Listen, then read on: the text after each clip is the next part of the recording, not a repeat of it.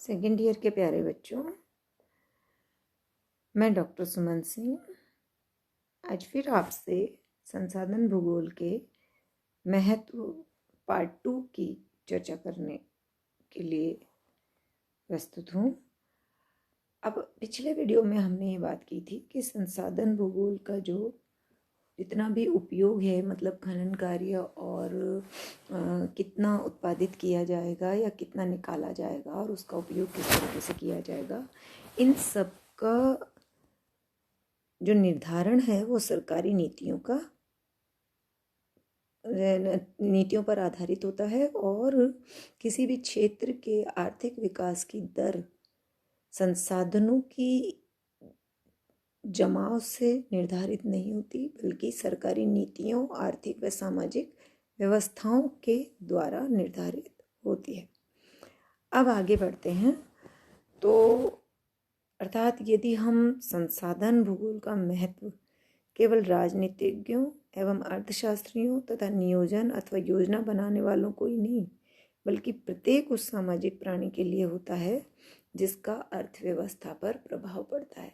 यानी कहने का तात्पर्य यह है कि संसाधन भूगोल केवल जो राजनीतिक आधार पर निर्धारण करते हैं उनके लिए, या जो इकोनॉमिक यानी आर्थिक आधार पर विकास की बात करते हैं उनके लिए, या जो लोग ज़्यादा खनन न करके उसके नियोजन की बात करते हैं उनके लिए, या जितने भी संसाधन हमारे यहाँ जमा हैं उनका उपयोग किस किस निर्माण उद्योग के तहत किया जाएगा, ऐसी योजनाएं बनाने वालों के लिए नहीं है, बल्कि जितनी भी जनसंख्या देश में रहती है उन सभी प्राणियों के लिए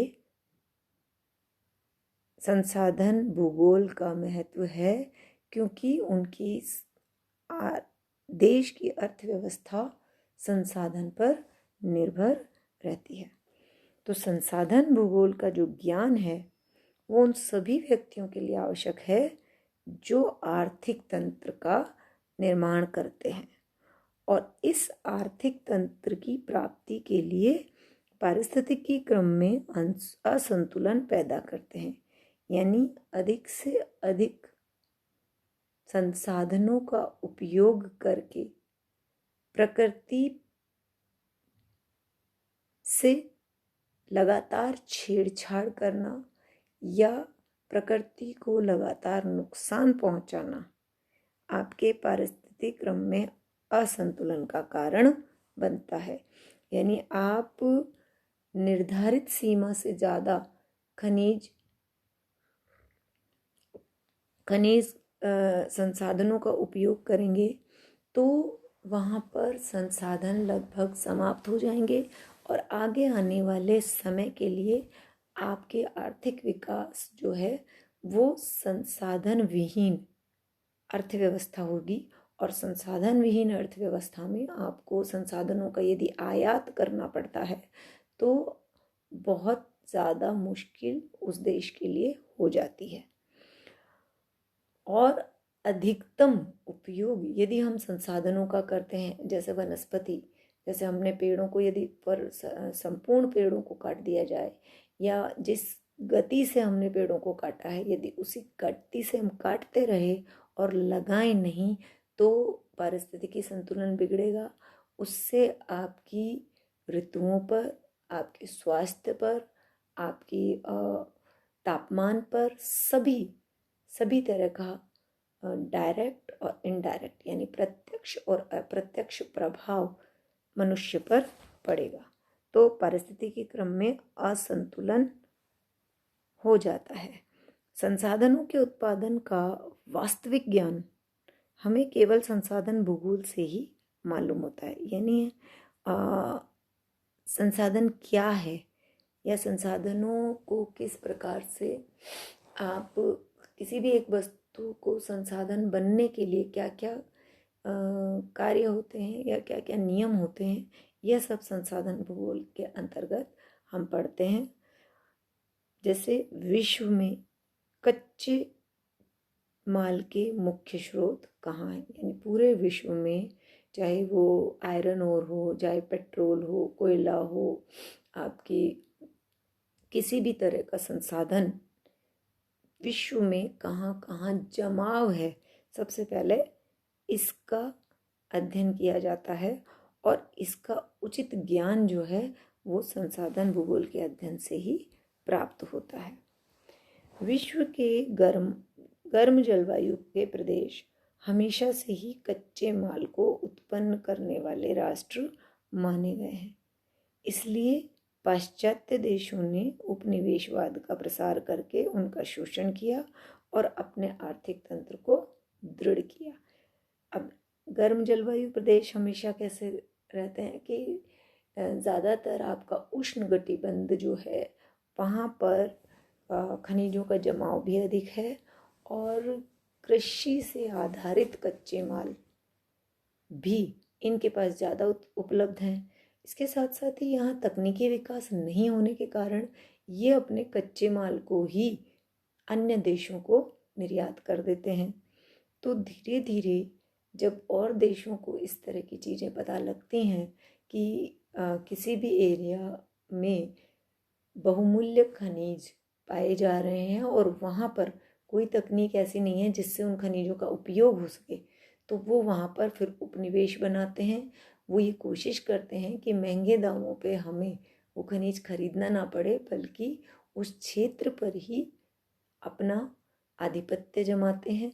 जैसा कि आप समझ सकते हैं कि हमारे देश पर 200 साल अंग्रेज़ों ने राज किया, जबकि वो आए तो व्यापारी बनकर थे और फिर धीरे धीरे जैसे जैसे उन्हें भारत की नई नई चीज़ों का पता चलता रह गया, उन्होंने धीरे धीरे यहाँ पर पूरे हमारे क्षेत्रों में पांव पसारे और फिर एक लंबे समय तक हमारे क्षेत्र को उपनिवेश बना के रखा और यहाँ के संसाधनों का भरपूर उपयोग उन लोगों ने खुद ने किया और बहुत बहुमूल्य कीमती जो सामान थे वो इधर से उधर किए गए।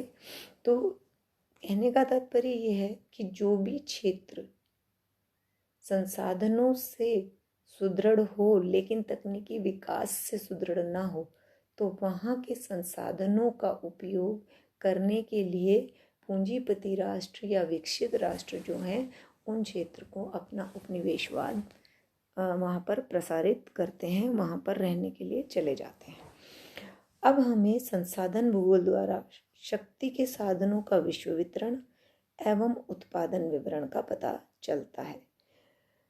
जैसे कि शक्ति के संसाधनों में आपके पेट्रोलियम आता है, कोयला आता है आपके, तो ये इस तरह के संसाधन जो हैं पहले तो पूरे विश्व में कहाँ हैं और दूसरा उनका कितनी मात्रा तक उत्पादन क्षेत्र में हो रहा है कि आप उसको कितना उपयोग कर सकते हैं। दूसरा, उद्योगों की स्थापना के लिए आवश्यक कच्चे माल और खनिजों का विस्तृत ज्ञान संसाधन भूगोल के द्वारा ही होता है। एक संसाधन भूगोल आपको यह भी समझाता है कि उद्योगों की स्थापना किस क्षेत्र में होनी चाहिए, यानी कौन सा ऐसा क्षेत्र है जहाँ आवश्यक रूप से कच्चा माल उपलब्ध होगा या खनिजों का जमाव बहुत अधिक गहराई तक है और काफ़ी लंबे समय तक खनिज प्राप्त होंगे। यह संसाधन भूगोल का विषय भी है और संसाधन भूगोल इसके द्वारा आपको निर्माण विकास करने में निर्माण उद्योगों के विकास करने में बहुत बड़ा सहायक होता है। इसलिए जिन राष्ट्रों की अर्थव्यवस्था चरम सीमा पर है उन देशों के संसाधनों का अध्ययन विशेष रूप से करना आवश्यक है। राजनीतिज्ञों या विशेषज्ञों के अतिरिक्त संसाधनों का ज्ञान उद्योगपतियों एवं व्यापारियों को भी होना चाहिए, जिससे वे उद्योगों की स्थापना तथा व्यापार को आगे बढ़ा सके। यानी केवल पॉलिसी बनाना ही प्रमुख रूप से जरूरी नहीं है। पॉलिसी बनने के बाद प्रमुख उद्योगपति व्यापारी उस वस्तु का उपयोग करके निर्माण उद्योग संस्था बनाएं और निर्माण उद्योगों में उस वस्तु का उपयोग करके अन्य नई वस्तुओं का निर्माण करें। यदि ऐसा नहीं होता है, केवल अगर हम ये देखें कि नीतियां बना दी गई, तो उन नीतियों के तहत केवल कागजी कार्रवाई यदि होती है तो उसका कोई फ़ायदा किसी को भी नहीं मिलता है। लेकिन उन नीतियों को कागज पे लाने के साथ साथ प्रैक्टिकल तौर पर यानी प्रायोगिक रूप से उसको अप्लाई भी करें, उसका उपयोग करें, उस नीति को उसी विधि या उसी नियम के अनुसार व्यापारी लागू करें, तो उद्योगों में की स्थापना होगी और व्यापार को भी आगे वो बढ़ा सकेंगे। अब अंतर्राष्ट्रीय व्यापार के द्वारा विश्व के सभी देश लगभग समीप आ गए। आज ग्लोबलाइजेशन है, हम ये मानते हैं कि हम आज विश्व के किसी भी कोने में बैठकर पूरे विश्व की जो स्पेशल चीज़ें हैं वो हम अपने पास मंगवा सकते हैं।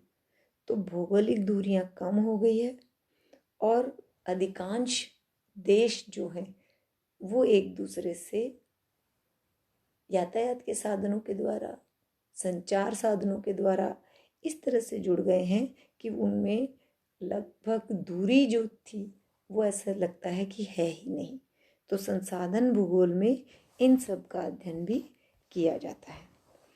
इस प्रकार प्रारंभिक क्रियाओं का प्रभाव द्वितीयक पर और द्वितीयक क्रियाओं का प्रभाव तृतीय वर्ग की क्रियाओं पर पड़ता है।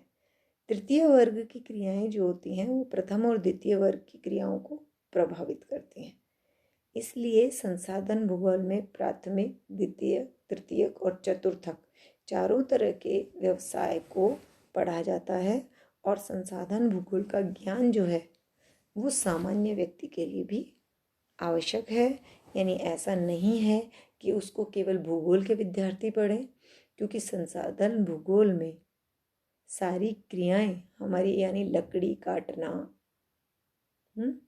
जिसको हम कहते हैं प्रारंभिक, यानी लकड़ी काटना, आपके मछली पकड़ना, आपका लकड़ी उद्योग, आपका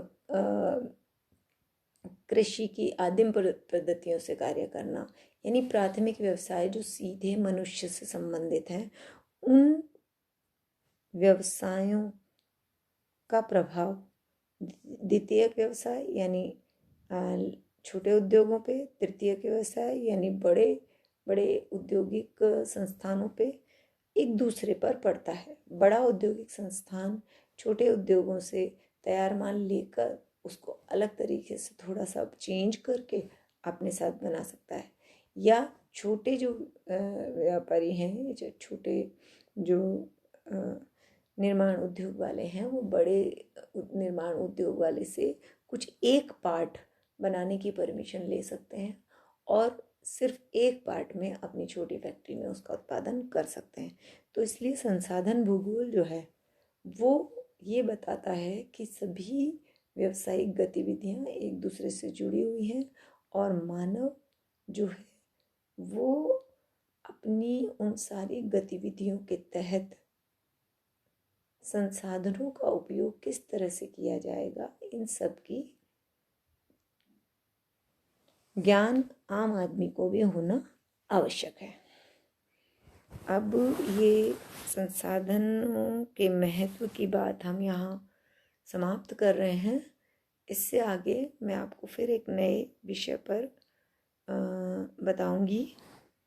यहाँ आपको मुझे लगता है अब तक समझ में आ गया होगा, और नहीं अगर यदि कोई प्रॉब्लम है तो आप लोग मुझसे व्हाट्सएप पे बात कर सकते हैं।